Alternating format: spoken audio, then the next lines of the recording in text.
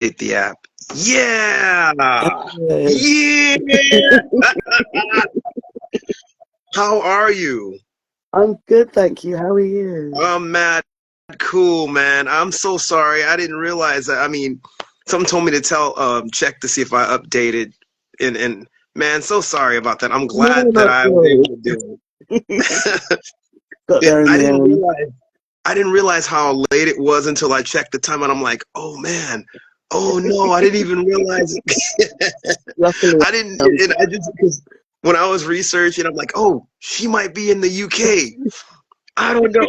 Oh no, that's when I sent that message, and I'm like, I didn't think about it until I realized, wait, she's probably in the UK, you know. to be fair, Man, I didn't check it either. I think I was just so excited to do it. But luckily, I'm a bit of a night owl anyway, so it's fine. man, dude, we really appreciate you coming on, Oh, like seriously. And thank you for introducing yourself to me because I didn't know, like, and I didn't really know about you, and that's what I like about this. I found out about some newer artists via them finding out about me doing this series, and it's been really cool. And that's what I dig a lot. We have some of the older cats like that have been into this stuff for decades. That's one thing, but also newer cats. Even though I know you've been at it for a while, but like it's so cool just to have like to get what you're doing out there, and that's why I do this. I think people think that we just forgot about rock and roll, but no, we're doing it in all different facets. And one of the things that I admire about what you're doing, it's a trip because it's like the stuff that was way before the 50s. It was like 1940s, in that sense when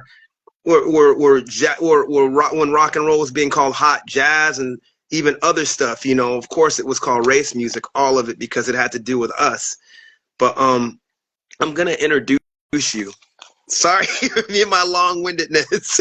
oh, I love it. Um, so to introduce you, this is Sister Cookie, aka Oh. Fanin Jukwe, aka the Black Rose of the Blues. She's a singer, songwriter, piano player who um has played has a diverse palette when it comes to just her style of music. Anywhere from like jazz, blues, soul, and R&B and rock and roll to high life and juju. Being from Lagos, Nigeria, of course, um, she has she so sorry, I'm all like nervous. She won the Oh, record store day. She won the record store day of unsigned artists in 2020, and um, I'm so sorry. With songs that she's released as singles called "Can't Get It When You Want It," "Sins of the Father," and "Crucify."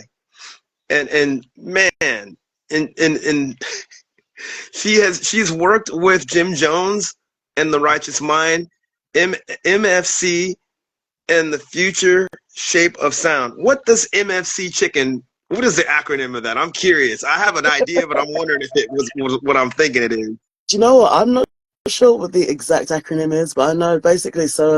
I know that they were formed because members of the band lived on top of like a chicken shop at the time, which was called MFC Chicken. So I don't know what the MFC in that. I don't know what the M in that MFC stands for, but I know that yeah, that's where it comes from. You don't want to know what I was thinking. I'm like, okay, I know it seems like I know what the MF is, but the C I'm trying to figure out. Oh, But that was like I get it. me going to my to base forms of thinking, I guess. Stuff is comedy, man. Well, I'm sure like that's come up in conversation before, so maybe you're not too far off. Man. Um, and there's something I read that says that you have the most original sound, and they were right. Because I could hear the jump blues elements, I could hear the jazz and blues stuff. I mean, like it's all like it was being a person that has like foundational Black American roots, and having that lineage that's a part of that. I could totally hear what you're doing, and it's a trip. Like just kind of how like it's almost like when all that stuff was coalescing into to what rock and roll, became to be known as, and it's just a trip, like just thinking about it, like the root sounds of all that, and I think you really capture a lot of it, and it's really cool. But I have to ask, this is kind of like related, but not really related.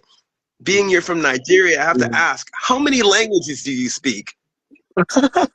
You know what? Really, only English. Well, I speak a little bit of French, and I mean, as far as like the languages of my parents are both from different parts of Nigeria, and they both speak completely different languages, and they didn't speak much of either to us growing up. Little bits and bobs, but not sort of a lot. My dad, especially, the only time we'd ever really hear my dad speaking in his language was like when he either of his languages like on the phone to his to, to his family. And my mum, like most of the Yoruba I know now is like when my mum would like tell us off when she Wow. when she was speaking Yoruba to us. So yeah, like I'm learning, trying to learn more, but yeah, my Yoruba, my two are lacking really. So yeah, so I guess two languages, kind of like English and like French to a more or less conversant level, and then but then I know bits and pieces in random languages. I think I read somewhere that learning languages uses the same sort of bits of your brain that learning songs does, which is kind of why singers can quite often, even if you don't speak a language, you can like learn songs in that language, and why music is a very effective way of teaching language to children, etc. So I like learning songs in different languages, even if I don't speak. That's Even like if I what, don't speak language. it kind of reminds me of Eartha Kitt, because she used to do that Yeah, and she would nail it. That's one of yes, my favorite completely. vocalists, Oh, actually. Yeah, she would she, nail yeah. that Uskadara. I mean, Oh she's done stuff in God, Turkish, yeah, French, like Spanish, all yeah, kinds of stuff. yeah. Literally I think she everything. was No, Chinese incredible. too. Yeah, she was like man, man, she's something else. Mhm. So you have Yoruba, Mhm. and like I only know Igbo and Yoruba, Fulani, Hausa, and I know that there's other Yeah, ethnicities that But so you're primarily Yoruba, or just you yes, have a bunch of different. yeah, yeah. My mum is half Yoruba, half Ijaw, and my dad is Etulu. From my dad's from sort of like the middle of the country, from a state called Benue State, and the dominant sort of ethnic group there is a group called the Tiv. People, my dad speaks both languages, Wow, but yeah, we're from the Etulu tribe as well. So yeah, we've got all that going on. that's heavy, man. Wow. Yeah, I always like studying about different cultures, especially in Africa, and um, like even with me and my lineage from here, some of my roots in Africa are in Nigeria. I mean, Okay. we're most Black Americans have like a scatter of a lot of different, I mean, Hmm. people act Hmm. like certain parts of Africa is just one monolith of some, but it's a lot of different tribes and a lot of different languages. Even like with some of my, like with a lot of my African roots, they're all in different places, mostly in West and Yeah. Central, some Hmm. in the East, but mostly West and Central. And I Hmm. have like a significant amount in Nigeria, and from what I know on my dad's side, and of course, like it's like it's a trip to finding all that Yeah. stuff out. But Yeah. Totally. I'm from, my family for some generations or have been in America, like Hmm. so that's what I am. But getting to this, I have to ask you. Hmm. You started playing. Okay, it's kind of I always do these two-part questions without knowing it. Oh, Night Flesh said music is another language. When my mom got mad, she spoke in the language the language of the belt, the slipper, and the broomsticks. And I have some friends, hey, the switch. And for Yeah, my that's the Latin homies, universal they say the language. chancla. That's the Yeah, there's a bunch. universal Yeah, that language. language is not playing. No. That language, and then sometimes it could be just that one stare. Yes, that's it. Just that look. But Man, my mom, man, you know better. If yeah, you And just let me tell you this. It's even crazier. You know better, even more so if your grandma is sending you outside to get a switch. Yes, but and it better be crisp and new. Don't many have it be times. something that could Yeah, break. yeah, many times, and then I'd get told off for not bringing one back that was big enough. Oh wow! You're like, why are you making me choose? Stuff is comedy, man. Yeah. Man, it's so cool to see all of you cats here, man. Um, and so we're gonna find out more about Sister Cookie's music and also like just her musical past and like just what cultivated her and what she's doing. I remember reading like the bio you sent me. It says that you started when you were 3. That's like Mozart, man. Like what do you remember? Like I that's didn't sound I didn't sound like Mozart, but I mean, yeah, I guess so. I mean, I remember having a keyboard when I was about that age, and literally just I didn't know what I was doing. I just knew that I enjoyed this action. I enjoyed like the sound that it made. It was just a fun thing. And then at some point when I was a bit older, I don't remember how exactly, but I figured out that I could listen to something and then go away and sort of learn the basic melody, and that's really how I've learned. I can't read music. That's how I've learned. It's how I continue to learn music and songs and stuff to this day. Is like just kind of go listen to it, go and figure it out. Sometimes it takes me a long time but yeah, and that's that's how I that's operate amazing. really. That's amazing. I'm tripping because like to be honest, man, the piano is a whole different animal. Yeah, it encompasses like the strings and the percussion. But dude, like I tried playing piano. I'm just sticking to my bass drums and guitar. Dude, I can't play piano to save my life, dude. And I'll tell you this, I've used piano on some of my music, but it's been Hmm. like a means to an end and it's very basic compared to what Hmm. the people like yourself and other people that I know that can play circles around me. Oh, it's funny. Like how do Because you I even feel the figure same. that out? I feel the same. You give me. I've tried to learn guitar so many times, and I just can't. And then I feel silly because I speak to other musicians who are like, "Oh, it's transferable skills, and you should." And theoretically, to me, it's just a completely different thing. So I feel the same about people who can play guitar or bass. So I mean, I can play very very basic things on drums, but yeah, it's interesting, isn't it? How we all the Yeah, that's grass is pretty always cool though. At greener, least as we they got say. something. At least we're not Mm. Prince, but but no, what you do well. And I mean, Thank I'm you. curious, like, so you started playing jingles. Also, like, you're playing you started playing pretty much like when you were because I read that like you were 10 when you left Nigeria. When you Mhm. started playing, what were things? And I know I just read off like kind of the things that you were playing. Things like Juju and High Life, was that like something that really cultivated like your interest in music? I saw King Sunny ID, by the way. Me and Wow, yeah, my that's dad and I had a amazing. ball. Oh Speaking of Juju wow, guitars, that's incredible. yeah. That's amazing. That's amazing. I mean, I guess because it was just always there, Like, if I think back to my time in Lagos, my earliest kind of the music I can remember hearing, like it felt like my mum had the same like two tapes always playing in the car, and one or maybe more than two. It would be either Bob Marley or Fela Kuti or Sunny Ade or my mum likes a lot of music from kind of Mali and Senegal as well, so a lot of those sorts. But yeah, like so I remember hearing those sorts of sounds in constant rotation almost, and so I guess somehow like all of that has sort of worked its way into in the same way that I still listen to a lot of the stuff I listened to when I was an angry teenager, like um,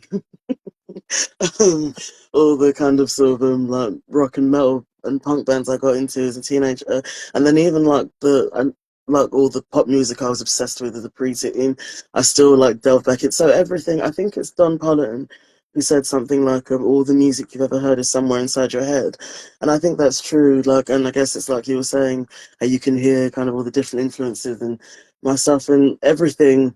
is all kind of equally in there in the soup somewhere, and maybe they're sort of markers of times as well. Like I can think of, oh, I was this age when I really got into the Clash, or I was this age um, when I first heard Bessie Smith, and how that made me feel, and how I carry that to this day. So yeah, I guess it's the short answer to your I question.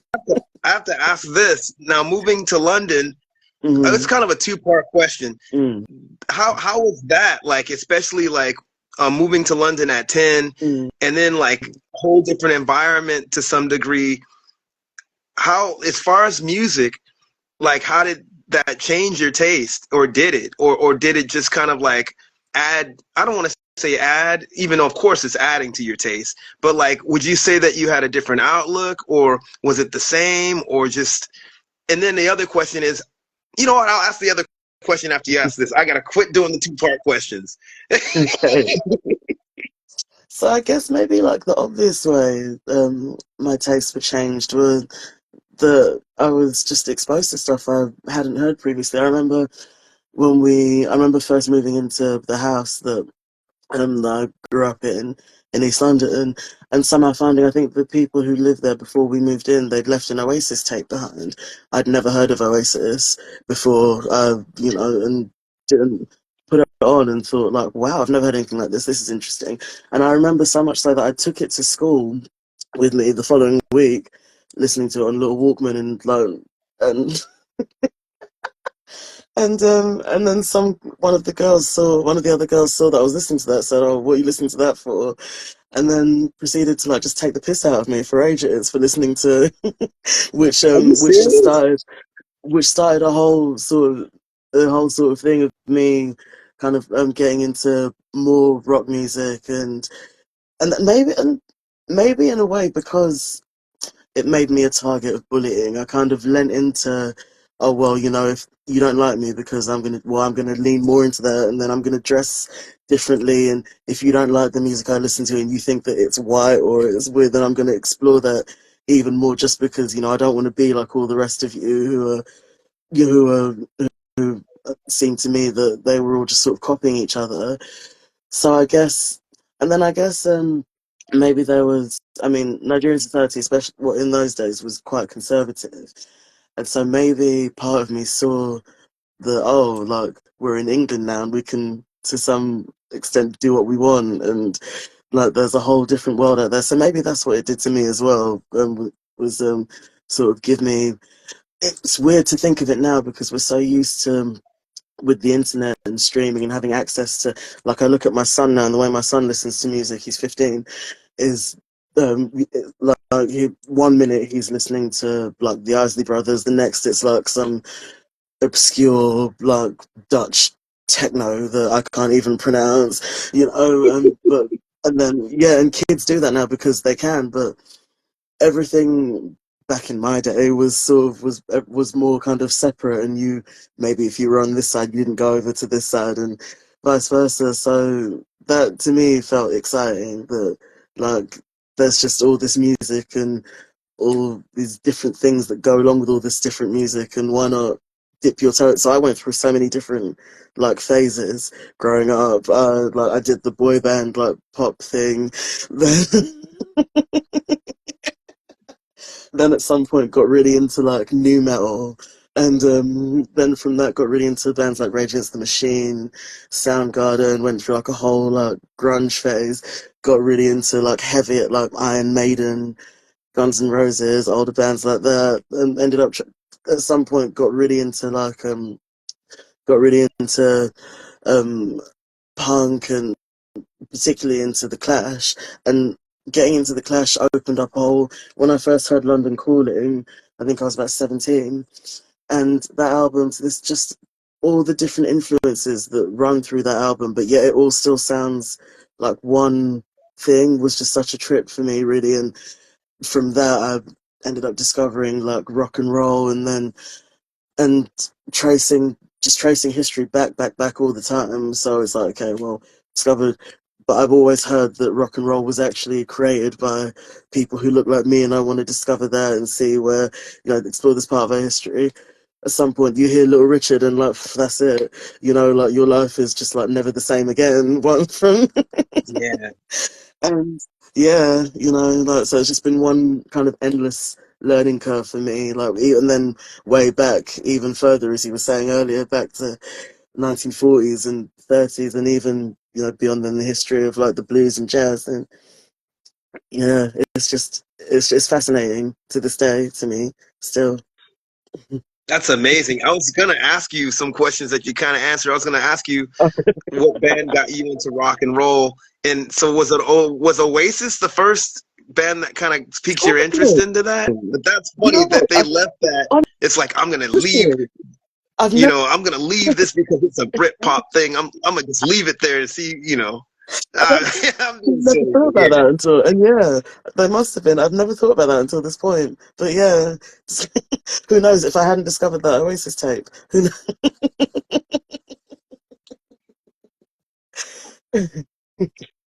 So yeah, yeah, maybe. Yeah, I guess so. I guess so because what was I listening to up until that point? Like In Sync and the Backstreet Boys and Hanson. Oh man, Hanson, I haven't heard that in a long time. But did you ever get into any of like the African rock stuff? I know that like in the '70s Mm. but then a lot of that stuff, I guess some people would say was underground back then. So I Yeah, wouldn't it know was. like It how it was. was when you were a No, kid. no, I don't think I was ever really aware of any of that stuff until like a few years ago. Really, it was the African music I was aware of were obviously the big kind of heavy hitters, um, people like Fela Kuti and King Sunny Ade, Ake Dairo, um, those sorts of people. Like you'd hear their music played a lot, and then obviously other international stars. Miriam Makeba was a big one. My mum used to play a lot of her stuff. Growing up. Salif Keita, my mum loves him. Use all these kind of guys. So yeah, but yeah, like all Catherine this Dorr, a that whole. I guy. mean, imagine. I mean, and sometimes I think that if I'd known about like all that there was like this whole thriving rock scene in, and not just in Nigeria but in various parts of Africa in the 70s, Zambia. like how I would have felt, Yep. all that growing up and people saying, why are you into rock? It's white music. And, like obviously knowing that that's not true, but, so, yeah, So I it's have to crazy ask to know this. about. I'm so sorry. My bad. I didn't mean to do so sorry. That'd be No, silly. I'm all excited, like Oh, it's nice to know I have that effect. I won't lie, but it's just cool, man. Like, I mean, I like talking about this because like even when I was a kid, my mm, parents were the same way. They cultivated me in this different kinds of music. I grew up listening to everything from like basically like Joni Mitchell and Sly and the Family Stone, um, to freaking like like Cream and groups like the Stair Steps. Like my mom and dad always played so many different things. Chaka Khan, like like Blood, Sweat, and Tears. I mean, so for me, but I got into the heavier stuff on my own. But my mm, dad, he was all about cultivating that. Like especially when it came to like our people playing. Like he would always tell me about Eddie Hazel and Ernie Isley. Got me Jimi Hendrix recordings and stuff, and who he saw live when he was a wow. teenager. Um, things like that. And just I mean, he knew what I was into. He always cultivated. I remember him buying me even the Living Color Wow. CD. It was, I mean, yeah. So he was all about like just saying, "Hey, we're still here." Like we never stopped because he knew what I was into. Um, but with that, I have to ask this, and maybe this is a weird question. At what age did you not only you said you were a teenager when you got into rock? What Mm. made you and what age did you start getting into like the what made you research that? Was it around the same age as far as like researching the roots of rock? And what cultivated that? Like what sparked that? I'm just curious, especially if you didn't realize about that before, or you just kind of did you just stumble onto it, or how did that come about? Um, I think it was maybe a little bit later, so maybe like maybe around the ages of sort of like 17, But look, yeah, I'd say I started. I remember reading a book in the school library once about Elvis Presley, and I remember it saying about how Elvis basically, you know, profited off of black art forms, and and stole music from our people essentially. And obviously, kind of as you grow up, you realize that there's some elements of that, but it's just a very simplistic way of looking at it. And but I guess it kind of coincides with me somehow getting into, at the same time I was getting into kind of rock and roll. I was discovering sort of like the rockabilly scene, and I really liked that vintage, that look, and it was fun, dressing up and going to all these things, and and I liked the music. And then there was something in my that always said, oh, like the roots of this music run deeper, and it's the history of our people. So I kind of made that. I guess I kind of made that a mission, really. And at the time, uh, I was just starting to perform um, as well. So it was it was kind of almost it was like the research was almost like multifaceted. It was like learning songs to play, and then also like learning the backstory of like these artists and the history around everything in the music, and and also looking for, I guess, representation. Um, because I mean, it was fun being involved in the rockabilly scene, but it did feel just like very, very white, which um, which I don't know, was, on the one hand, you didn't really think about it, but then if something weird would happen, then you kind of would. Um, so yeah, I guess all these things sort of together drove like the quest for the quest for knowledge, the quest for understanding, and yeah, that's kind of how I ended up here at this point. I'm sure you I mean, you've seen those Teddy Boys, and a lot of them kind of are into that stuff, right? And you guys, Hmm. that was really big over there. And it's funny, these guys, like, I remember seeing some things and reading about them. These guys would be listening to Little Richard, but wearing Confederate flags and all Yeah, this BS with this yeah, racism type stuff. And what's really strange about that, too, is like, you know, the UK, it seems they've always admired a lot of, especially Black American music, more than even like the mainstream of America. Even though, of course, we admire our own music, but like they had those Teddy Boys into like a lot of the rockabilly stuff, and all the 50s and 60s stuff.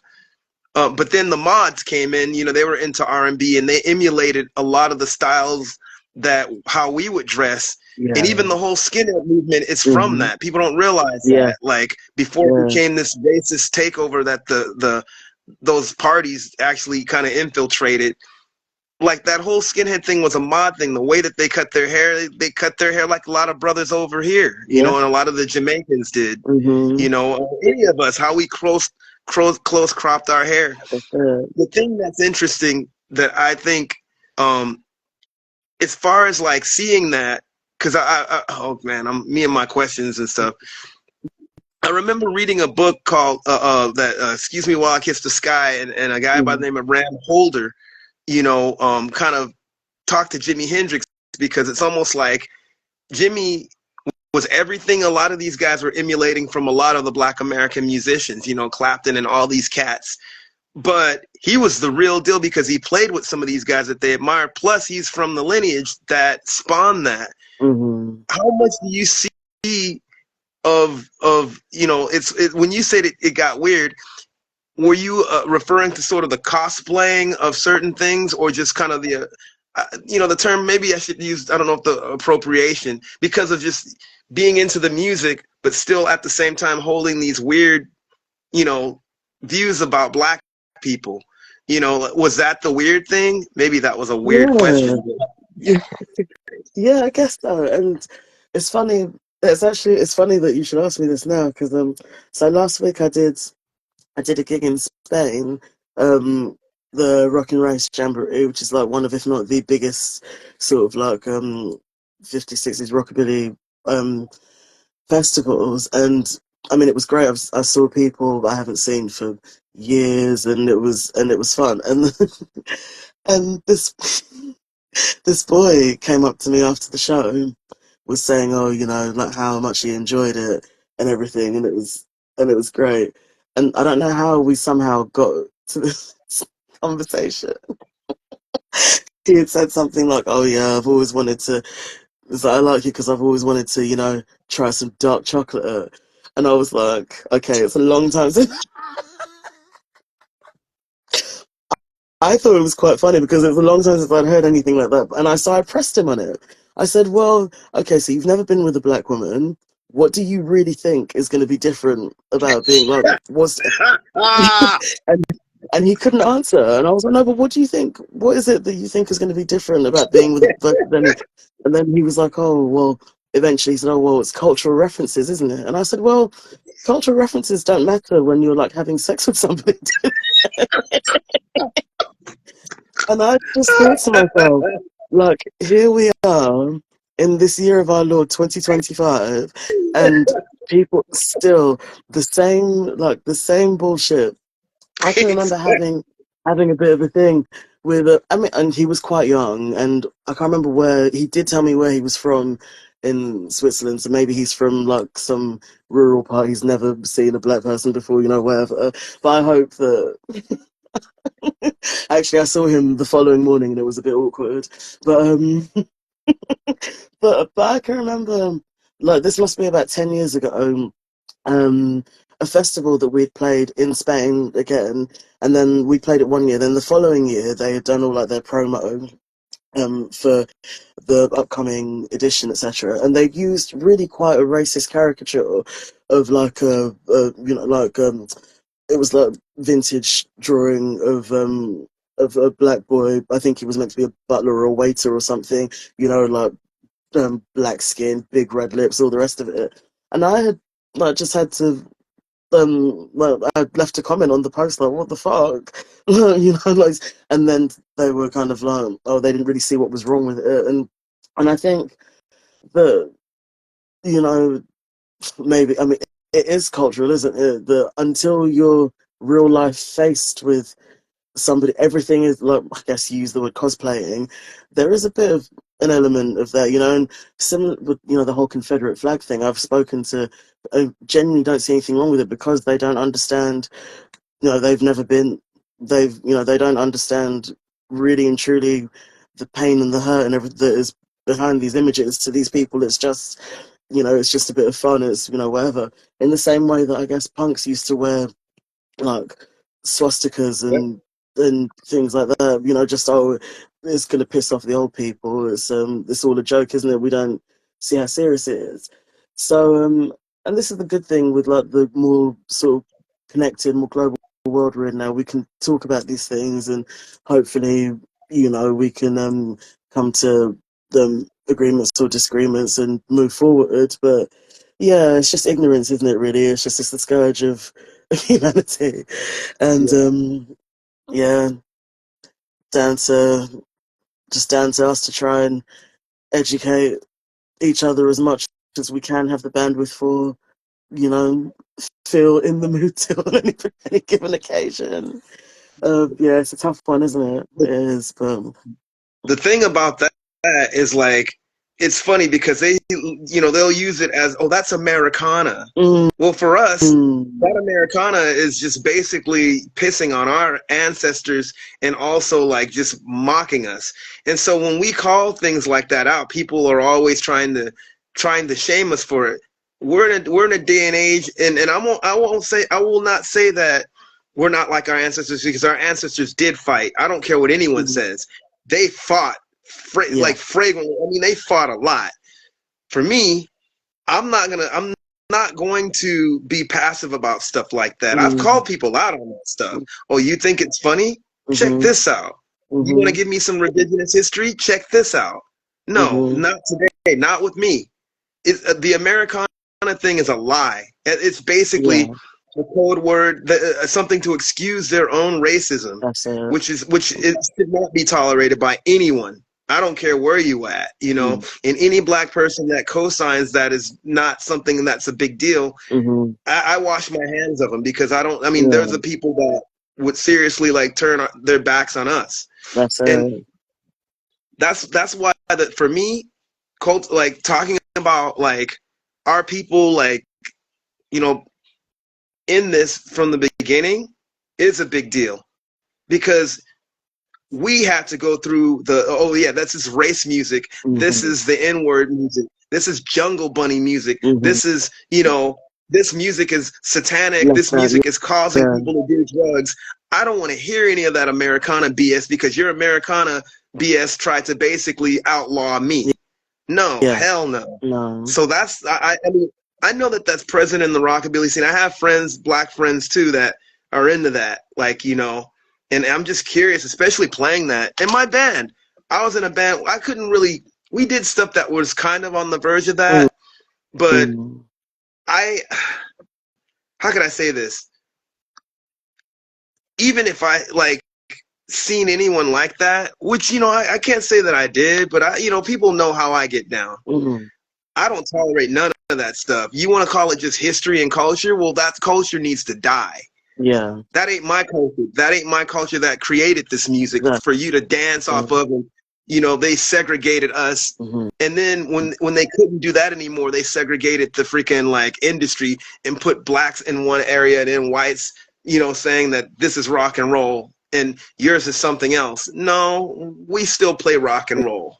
Anyway, I didn't mean Exactly. to get into a whole litany, but No, no, it's inevitable though, isn't it? It's it's part of me is just kind of like so astounded really that I mean that we've the same stuff that made me that kind of pushed me away from the scene in the first place is still it's sad to see that some of that is still, kind of alive and well, in this in I mean, it's 2025. We've been through God knows what we've been through, what we've seen, what we've, but then I mean I can remember being doing a festival here in the UK, sort of like just a kind of, general music festival, and then one of these things where they've got kind of people giving talks about societal issues and stuff as well.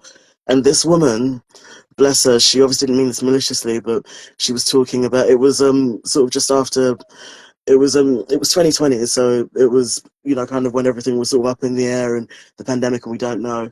And she was talking about kind of events that had gone on that year, and she said, "Oh, we've had the George Floyd thing," and I was like, "The George Floyd thing, like the the George Floyd excuse me, the George Floyd thing, like wow." And the sad fact is that so many people are just unaffected, unbothered by the things that are literally killing people every day, and we're just talking about it from the experience of two different black people on opposite sides of the planet. How much more erasure do our do our Middle East and Asian brothers and sisters and everyone else who's going through silent conflicts that nobody talks about every single day. It's just it's sad really when I think about how much we've got, so much really,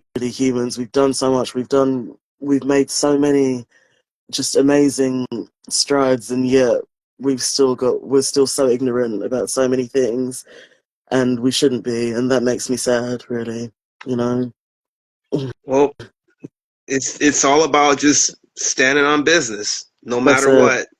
Not letting anyone take you down for that. That's it. We fought a long way, and it's amazing. You know, like I think about my peeps here, but then I have like um my friend Monica Renee, who was from the UK actually. May she rest in peace, and may her memory be eternal.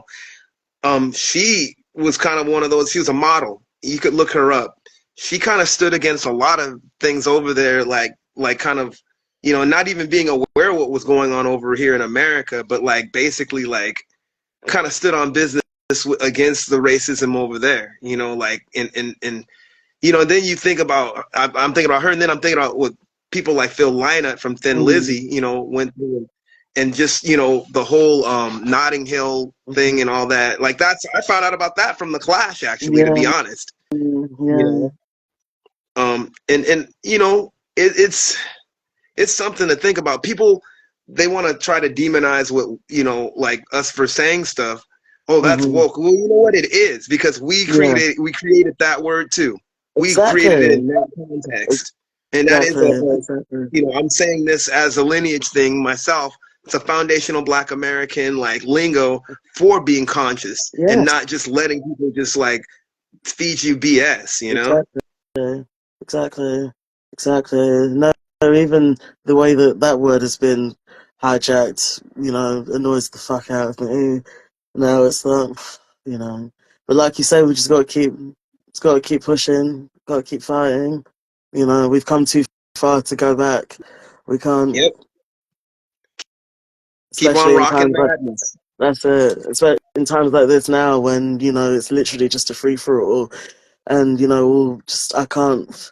I mean, I'd say that I can't believe that we're here where we are with like idiots like Trump and Elon Musk and Nigel Farage over here and all this poisonous, toxic shit. But, you know, I can believe we've got here because so many people are so passive and so pathetic, and life can do that to you, and it does do that to you. But, like it's just now they're saying that young people are actively saying that they want to live in dictatorships because somehow they believe that they're believing all the bullshit they're hearing on the internet. It's just it.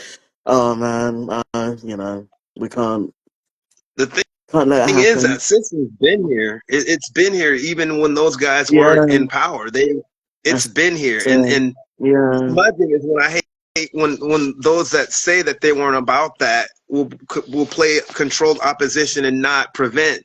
So that's my beef Mm-hmm. against what people might think is the other side, which is still the same wing on one bird to me. Of Yeah, course I have a problem with certain things that are going on now, but at the same time, I had a problem with problem yeah. with some of the same things before that happened, you Mm-hmm. know, Mm-hmm. and that's why we just have to keep rocking madness. I That's do have another question to ask you. I have a few other. I know it's late. Why did I noticed that you really, like Bessie Smith played a lot in just your interest. What stood out a lot about her? I know she's like an influence on you from things that I've read and mm-hmm. even listened to wise. Like, I'm curious, what made her stand out? What stood out about her to you as far as like artist? And I'm not saying that's the only person, but for some reason I caught that you really have an appreciation for her, an affinity for her a lot. I do, 100%. First off, it was the voice, man. I've never felt there are two feelings that I just instantly that I've never really quite forgotten. The first is the feeling of the cold when I moved to London for the first time, coming out of the airport. I've never felt. I mean, and obviously, I've felt colder temperatures, but something about that contrast. Like this morning, I was in Lagos, and now I'm like. And I mean, we arrived in September, so it's not as if it was that freezing, but to me, it felt, I've never felt cold like that in my life before or since. And the first time I heard, the first time I heard the voice of Bessie Smith, it's like time just stopped. I was just like, what is this? Where is this? Like, I don't know what I'm feeling at the moment, but it's everything. And then as I went on to discover more about her and just like just this woman was just a complete utter badass rock star in the 1920s and the 1930s, like like calling the shots, doing like literally running her own like her whole thing, effectively being like the stage director for the musical director, the everything, the and then running a business alongside all of that, just literally bossing the whole thing while doing it, carrying her own bottle of moonshine everywhere she went because she didn't trust like fancy liquor. And then I remember reading. I remember reading that she'd gone to do a show somewhere, and the theatre owner had said something about, oh, your dancers are too dark, they don't show up in like under the stage lights. Well, we've got dancers here, they're lighter skinned. And just saying, if you try and pull any of that nonsense, I'm cancelling my, like, I'm not going to sing another note here. And having that power. And, we're told, especially when I was young, and probably, the same for you as well, we're told so much about what our history is and should be, and that almost like it's begins at this point, and like begins with slavery and ends with the assassination of Dr. King. And then there are so many other, like, just like this woman, just this absolute boss, like one of the most famous women at the time. um Literally made so much money um for those record labels, like made was just a major part of the industry, singing just these songs just about life, stuff that me as an 18-year-old in the mid 2000s in London could relate to, even though, like, that stuff was probably my grandma was probably born when Bessie was recording, and having this career that, that that didn't last that long in terms of years, because she died tragically, um, you know, quite young, sort of relatively. But yeah, it's just the most incredible story, to me. And I guess I can't. Maybe it's a part of growing up sort of split between two cultures, and not never really knowing where I fit in this world and all that sort of thing. And somehow I kind of really just felt that was the first time discovering Bessie that I really felt like, wow, like, I don't know, like, I'm really just vibing with this woman's soul and spirit. It was the first time I can really remember. Everything else I'd loved up until that point, there was always something missing from it. So maybe like the pop stuff I was into, okay, like, like all those. I never looked like any of. I love Christina Aguilera. I never looked like her. Couldn't sing anything like that. The rock music I got into, um, that that was all sort of like very white, I guess, and I was always kind of othered. And then here was somebody who I could relate to, but then also she kind of looked a little bit like me as well. So I don't know. It's I've never fully understood why across time and space either, but for some reason, like, I just kind of felt like our souls kind of mingling, and That's awesome. Oh, that's cool. I wanted to definitely ask that. That's really cool.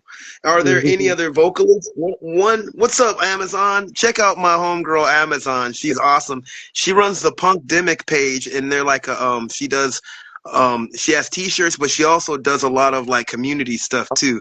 Check out her page. She's oh, awesome. I had her on one of my series too, and we were friends before that. ah, What's up, homegirl? that's awesome. Um, Man, are there any other vocals that come to mind? I don't know if you're familiar. Of course, you know what jump blues is. A lot of your Oh stuff yeah, kind of reminds me of that. But Mabel King, people don't realize that she was yeah, actually a vocalist and a singer before she started playing like in movies and on TV shows. yeah. Yeah, she did the Alabama rock and roll. Some of the stuff that well, no, it's your time. What you mean? What you mean, man? What you mean, Amazon? Am I in Oh, trouble? Oh, Lord have mercy. I don't want to, and I know you're taller than me from what you told me. I don't want to get in trouble. Amazon's cool though. Man, next thing I know, I'm gonna be booted out the window. Nah, she's a sweetheart. She's awesome. I'm short, man. You guys could both probably kick my butt. I'm only 5'3", so 5'3"? I am. Oh, oh, that's cool, man. Well, I'm 5'6", Oh, man. I guess I'm taller than somebody. you are. You seem like you're.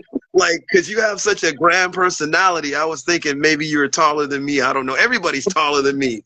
I was laughing at two of my students yesterday. They were taller than me, man, and they're all like, I'm like, man, all right, dude. My nieces, man, they're both taller than me. They are. My My nephew's son, taller than do me. you know what? My son is 6'4". It's ridiculous. It's like, What? and Is your son into music? he is, yeah, he is very much so. He is. Does he He's in, play? and they've got a ukulele choir at school, like a ukulele orchestra at school. He's Oh in the wow, choir. Yeah, and they have like a West African drumming percussion group that he's in. that's cool. So yeah, yeah, he likes he's yeah, he loves lots and lots of different types of music, like lots of different types of music, and he loves singing. He's got a beautiful voice. He actually he was a bit younger than, but I had him sing a little bit on one of the songs on my album. Um, the song's called "Long Time No See." So yeah, there's like a little kid singing the last That's chorus awesome. there. That's him. Yeah. But yeah, other vocalists. I have what I call my holy trinity of singers who I think are like my cornerstone. I mean, I love lots and lots of people, lots of different reasons, but my three main ones who I kind of always kind of return home to are Bessie Smith, obviously, Billie Holiday. Billie kind of really taught me to like lean into like the pain Mm. of a song, and that also the singing doesn't always have to be pretty to move people. That was a big thing that I had to kind of like unlearn and really fully embrace. And the spirit of that holy trinity, my holy trinity of vocalists, is Sam Cooke. Mm. Sam Yeah, that's has another and one. yeah. Thanks for bringing him up, because yeah, and I was gonna ask you. I know how you got your name, but it's interesting that you want to tell people how you got your name. I know how you got it.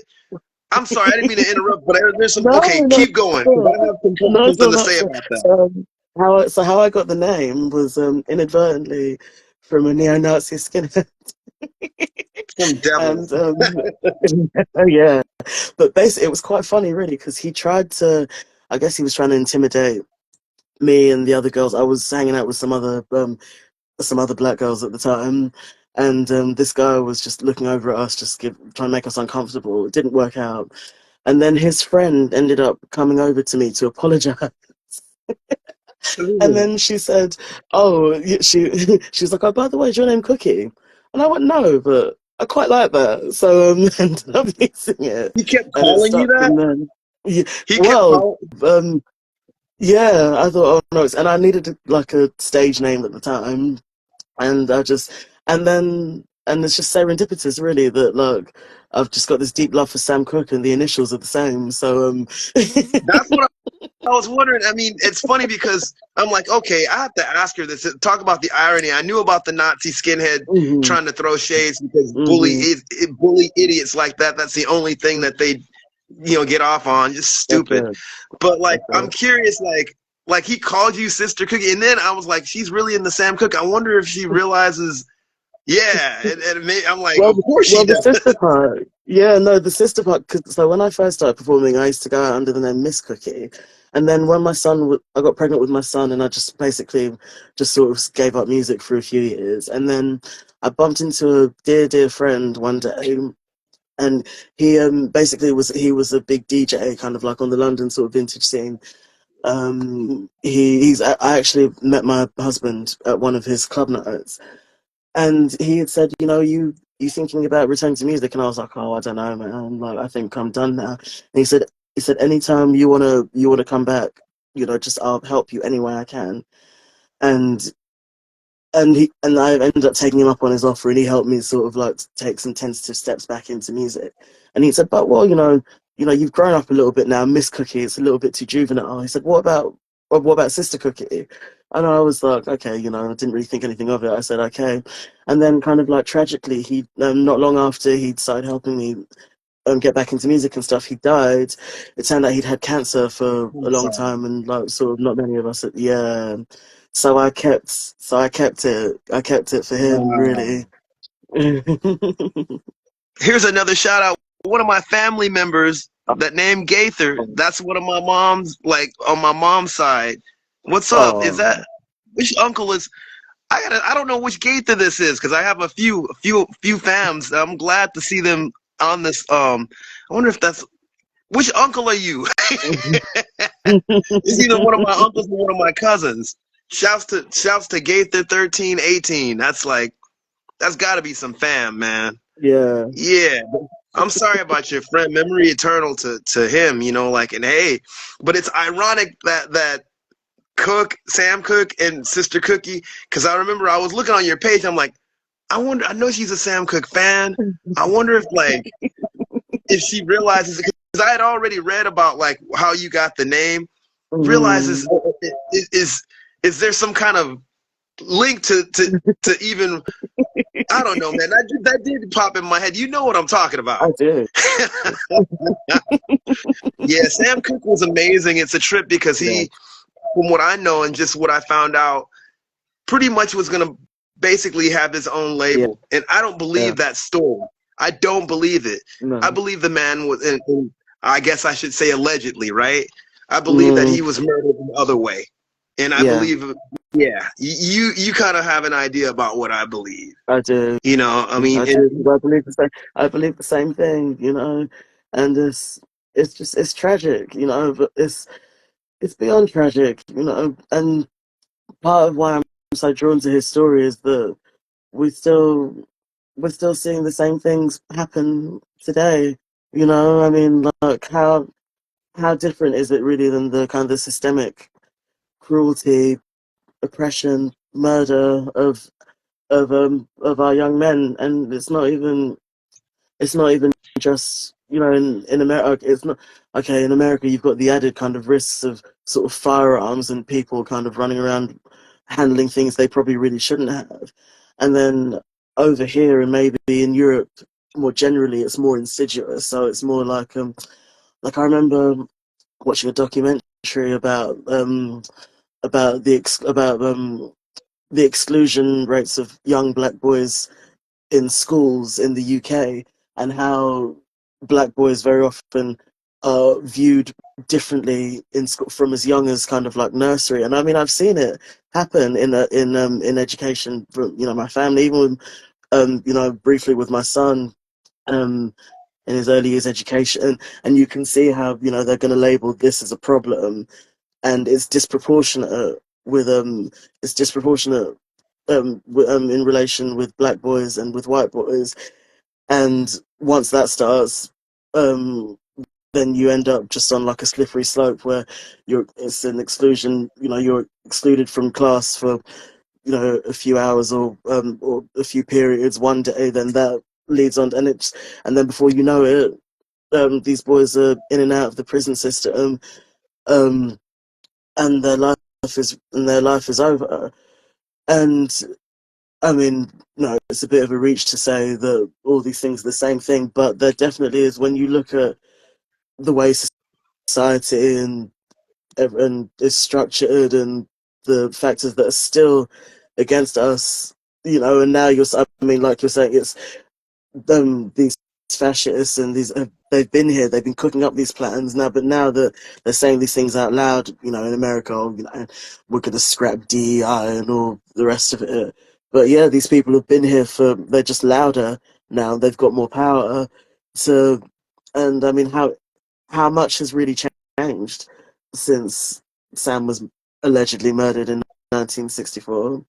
How much this and so that's I guess partly why and why I'm drawn to history through social history, I guess, through music, anyway, because it does help to explain, even even learning about the blues as a musical art form and looking at the lyrics of songs, and there's no difference between really the lyrics to something like Little Water, Boom Boom, out go the lights with like I don't know, um, no, with like a misogynistic rap lyric or something. And all these things say something, whether it's positive or negative or all of the above, about society and about culture and about our history, our past, our present, our future, and it's lots and lots of threads that interconnect us, and that's what makes me tick, and that's what I find fascinating. So Yeah, and yeah, so the story of Sam does that for me a lot. His story, I find him so fascinating because he's almost like it's like these two constantly warring sides of the same man, like literally one foot in heaven, the other one like on earth, and maybe like slightly even further down below. Like he just this beautiful, clean image, but yet he's just such a bad boy under, underneath it all, and like that constant fighting of I find that just really really fascinating. So yeah, all these things, and then and on top of that, just amazing music, beautiful songs, that voice that just does. I can be having the worst day. I'll listen to like Nothing Can Change This Love, and everything just feels like okay. So yeah, that's what Sam means to me. Yeah, that's awesome. That's really awesome. I will say this: we have something similar to what you're talking about, called the Mm, school to prison pipeline, and yeah, it's mm, they do the same thing. Just as a mm, piggyback on what you're saying, but yeah, that's awesome. And speaking of music, what have you mm, been working on lately? Oh, before that, it's kind of there's something that I wanted to ask you. When you did the Rough Trade thing, was that the label mm. Rough Trade? And do they have a studio? Like how what was that all about? Well, so what happened is um with no, I haven't done anything with Rough Trade as the label as the studio. Um when I won the record store day unsigned competition, kind of as part of that was able to, and then I was lucky to get some PRS funding as well to put together like a little record store tour for my album alongside that. So yeah, so we got to as part of that tour we got to hit um three rough trades in the UK in Bristol, um, Nottingham, and here in London. So yeah, haven't been fortunate enough to work with the label yet, but there's still time, hopefully. Is So that yeah, is does the studio have anything to do with the label? And it was the song "Taste Your Own." I saw some hmm, live thing that you guys yeah, did there. no, that's yeah, that's one. Hopefully, it's going to be on my next album. We haven't recorded it formally. We've done sort of demo recordings. I've been playing around with that one for a few years. But yeah, that was that Rough Trade Bristol. That was part of the tour I did. Um, so yeah, that was just we recorded the film that with my mate Chris, who has a YouTube channel called Botflix, where he kind of showcases all sorts of independent and underground musical artist. He was basically he lives not far from there, so he came in while we were sound checking and filmed us doing that. But yeah, Taste Your Own Medicine. That's hopefully it's going to be on my next album when it comes out eventually. We're like so yeah, what I'm working on. I've been writing a lot of stuff for my next album. We're just in sort of early stages of hoping to go and get it. I'm finishing off like demos and all that sort of thing and laying down all the foundation work, and hopefully we'll be recording it properly soon. And so yeah, that's all in the pipeline, all kind of like on the in the background, working on all that. So yeah, it's That's that's awesome. what I've got. Thank Man, you, thank you. that's really cool. Any live dates? Any you ever come to the States or Do you know what? Not, I really want to. I haven't had the opportunity yet, but hopefully soon. There's a couple of things that I'm waiting on to see if they're going to be definites and all that sort of thing. But the next live date I've got is here in London. On April the 3rd, I'm doing a little like a little fundraiser gig really to just make a little bit of cash to help to get me and my band in the studio for to get my next album done. And also really I just wanted to put on like a little show with like all my music mates and people whose sounds I admire and just get them all together in like one space for the sheer hell of it because it will never happen again. And so and I'd come across this little Willie John song I'd never heard before called Love, Life and Money, which is just an amazing song and also three of the things that kind of make the world go round really. So I thought if we all get together and like sing songs about love, life and money, see what happens. So yeah, that's the next live date I've got coming up, and then yeah, see what happens after that. Now, here's another. This might be the last. I know it's late.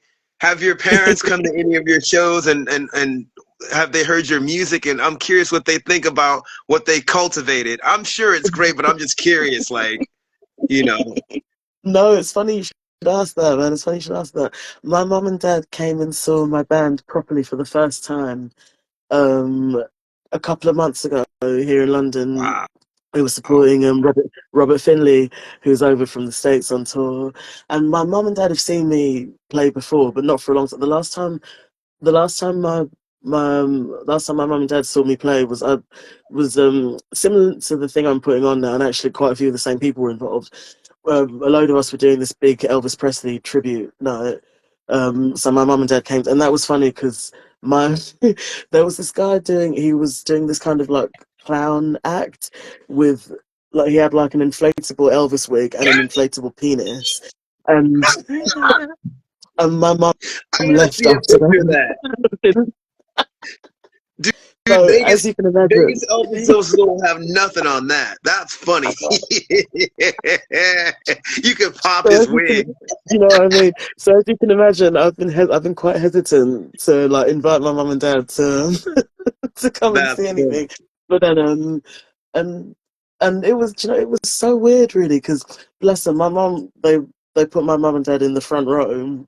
And for those of you that Union Chapel, it's a beautiful venue. It's this lovely old church, all sorts of people. I saw Rhiannon Giddens play there a few years ago. It's an amazing space. But yeah, it is like a working church, so it's still like with the pews, the benches. And my mum and dad are like right in the front, in the like right, literally right in front of the stage. And my mum had her head down the whole time, so I thought that it was out of disappointment. And then after she's like, "No, I didn't want to put you off. I didn't, so I didn't want to look at you and like make you feel embarrassed or anything." But they were like, "We were, mum."